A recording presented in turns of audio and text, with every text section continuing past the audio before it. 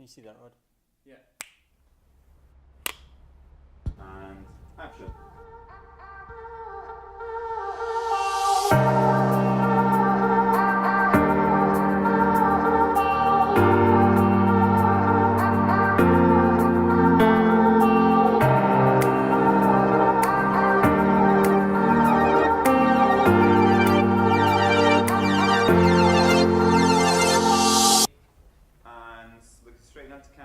This is a tick list of lessons we've learned. It's a few quick thoughts before we go kind of thing. A note on the fridge for future generations. A rallying cry for every teenager that thinks theatre isn't for them. It's our chance to make a difference to all the young people making their own theatre right now. We are young theatre makers, but not forever. Not for long. And not for much longer. We're leaving our young companies, youth groups and youth theatres behind. We're going to drama school. And university. Work.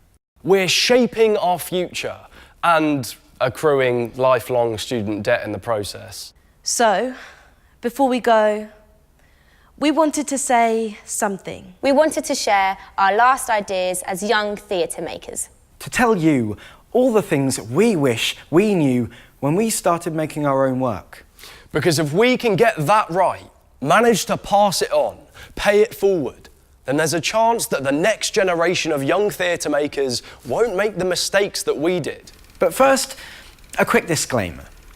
This is not an angsty teenage rant about how the arts are failing all of us. We know how complicated it is and just how lucky we are. And we're not going to give you advice that sounds really clever. But doesn't really mean anything. This is a 5-step guide to being a young theatre maker.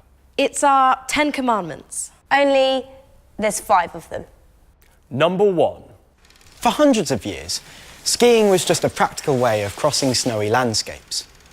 It didn't become a popular choice for middle-of-the-middle-class holidays until somebody invented the ski lift. Taking all the effort out of climbing back up the hill made it easier for people to get good at sliding back down. When you're making your own work, make it easy for yourself by taking the fastest possible route to great theatre. Make plays about what you know, about the things you love, your life, your friends, your hopes and fears.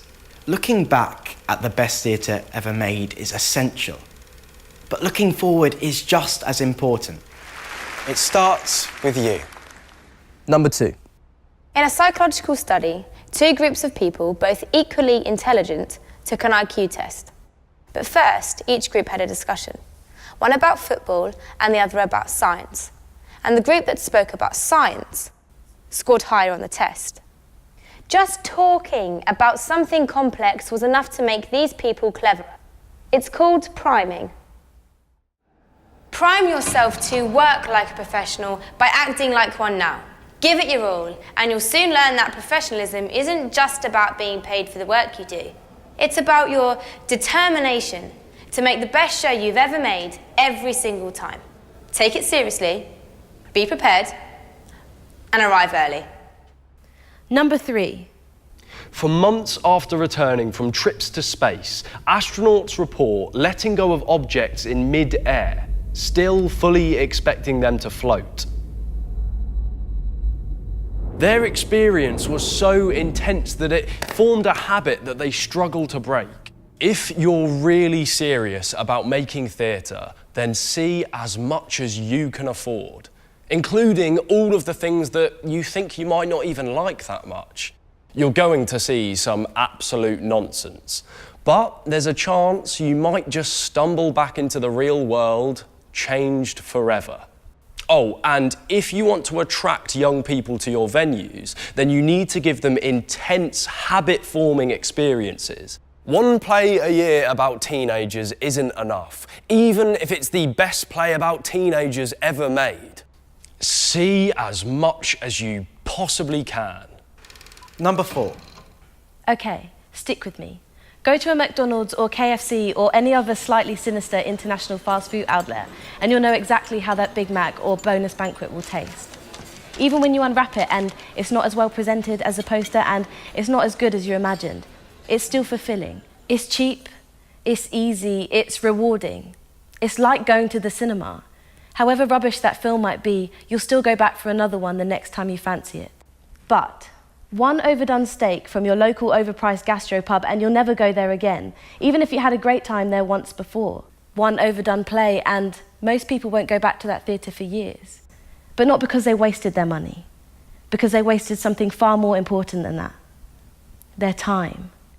You have to convince your audience that there's no other place they'd rather be than collectively experiencing the story that you have to tell.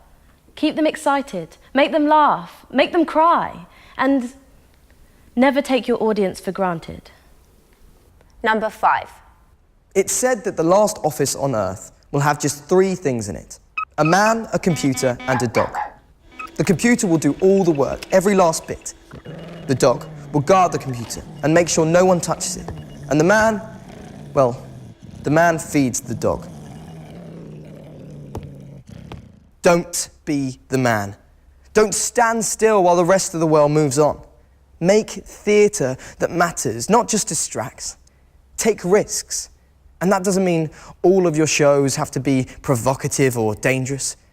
But it means if you're speaking Arthur Miller's incredible words in a production of The Crucible, then you should use them to point at the world now as much as the world in 17th century Salem. It means that when you make your own work, you shouldn't be afraid of what's gone before or what's coming next. Take a risk. Enjoy the danger. So that's it. Our digital download. Our 5-step guide. Our legacy. Our last hurrah.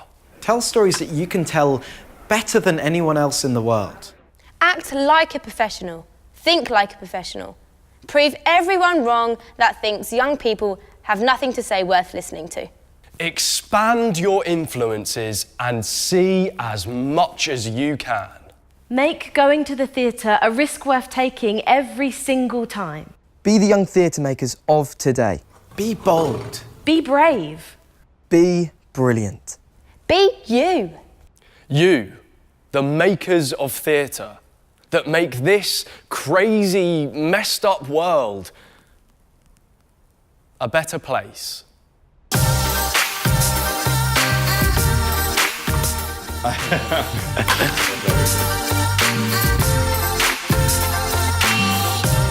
Thinks young people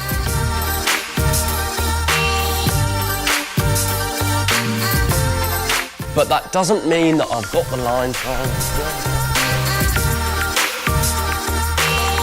Be brave. Is that too much?